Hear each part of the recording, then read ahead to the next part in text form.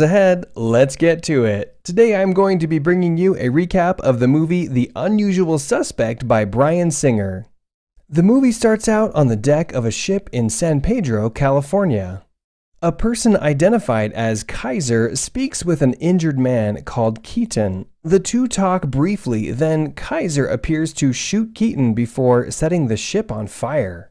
The next day, FBI agent Jack Baer and U.S. Customs Special Agent Dave Keaton arrive in San Pedro separately to investigate what happened on the boat. 27 people were killed in the fire. There appear to only be 2 survivors, one being a crippled man named Roger Verbal Kint and a hospitalized Hungarian criminal crewman.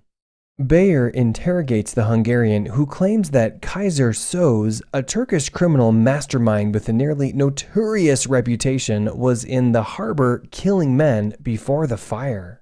The Hungarian begins to describe Chazz while a translator interprets and a police sketch artist draws a rendering of Chazz's face.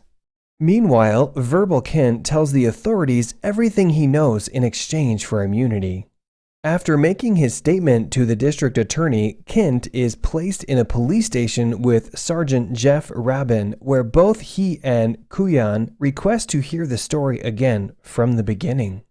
Verbal's story starts 6 weeks earlier in New York City when an armored truck containing spare gun parts is hijacked in Queens, New York. The driver of the stolen truck was grabbed from behind and never saw the person or persons who attacked him, but the unknown hijacker spoke to him. Subsequently, the NYPD rounded up 5 different criminals. Dean Keaton, who is a corrupt former police officer who has apparently given up his life of crime and is arrested while eating dinner at a fancy restaurant. Michael McManus, who is a drug addict with a temper and a wild streak, who was arrested in the middle of the night in his bed. Fred Fenster, who is McManus's Hispanic partner who speaks in mangled English and is nabbed on the street corner. Todd Hockney, who is a car mechanic and a part-time hijacker who forms an instant rivalry with McManus and is picked up while working on a car in his garage. And Verbal himself, who is a con artist that suffers from cerebral palsy. The 5 men are brought together for a lineup and are told to say the phrase, "Give me the keys." They all manage to butcher the phrase. Later, while sitting in a holding cell, McManus convinces the others to join forces to commit a robbery targeting New York's finest taxi service, which is a group of corrupt NYPD police officers who escort smugglers to their destinations around the city. Their attack on one smuggler goes off without a hitch, but with far-reaching consequences as numerous other officers are indicted on corruption charges.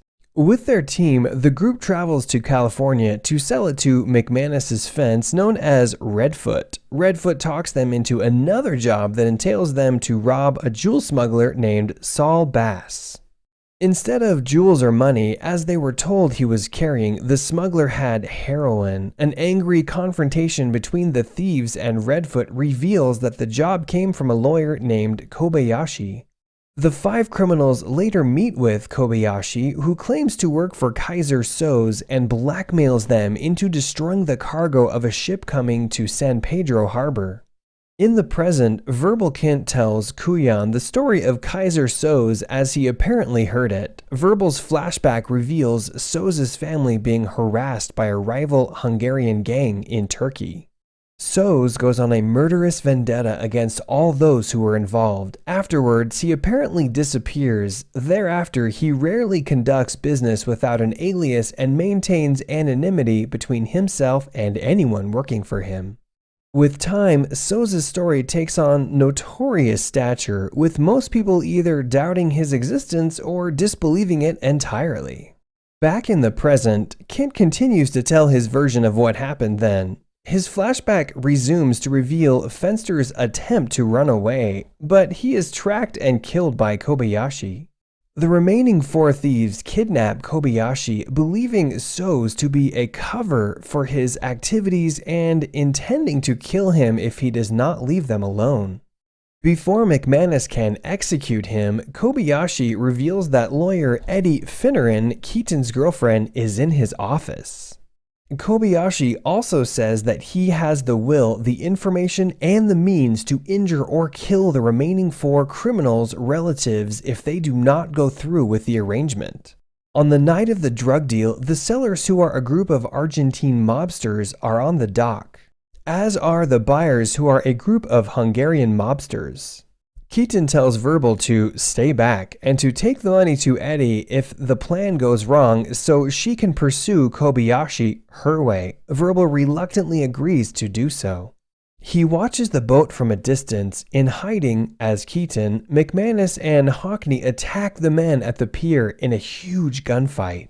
During the battle, Hockney is killed as Keaton and McManus discover separately that there are no drugs on the boat. Meanwhile, the Hungarians, yet untouched by the thieves, are being picked off by an unseen killer, and a closely guarded Hispanic passenger is killed by an unseen assailant. McManus is killed with a knife to the back of his neck, and Keaton is shot in the back while turning away to leave. A figure in a dark coat appears, presumably chazz, and lights a cigarette with a gold lighter. He appears to speak briefly with Keaton before apparently shooting him, bringing us back to the first scene of the movie. In the present, with Verbal's story finished, Keaton reveals what he has figured out with the help of Agent Bayer. The boat hijacking was not about drugs, but rather to ensure that one man on board the ship, being the Hispanic passenger held captive named Arturo, and one of a few individuals alive who could positively identify Chazz, is killed. After Chazz presumably killed the man, he eliminated everyone else on the ship and set it ablaze. Keaton reveals that Eddie has also been killed.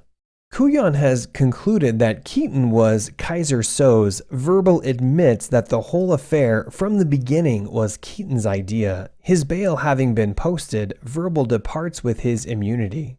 Verbal retrieves his personal effects from the property officer as Keaton, relaxing in Rabin's office that he used for the interrogation, notices that details and names from Verbal's story are words appearing on various objects around the room. Redfoot is the name on the wanted poster, for example, and Kobayashi is written on the bottom of a coffee cup that Verbal handled earlier. Quickly putting the pieces together, Keaton realizes that Verbal made up practically the entire story as he talked. He runs outside just as a fax arrives with the police artist's impression of chazz' face, which resembles Verbal Kint.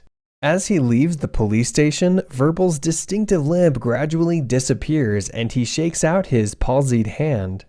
He steps into a waiting car driven by Mr. Kobayashi, departing just as Keaton comes outside to see too late that Kint is gone. Verbal Kint is chazz, so how much of his narration was truthful is open to interpretation. By the end of the movie, the question is answered as to who chazz is, but many questions are still left unanswered, like how much of the story did Verbal really make up?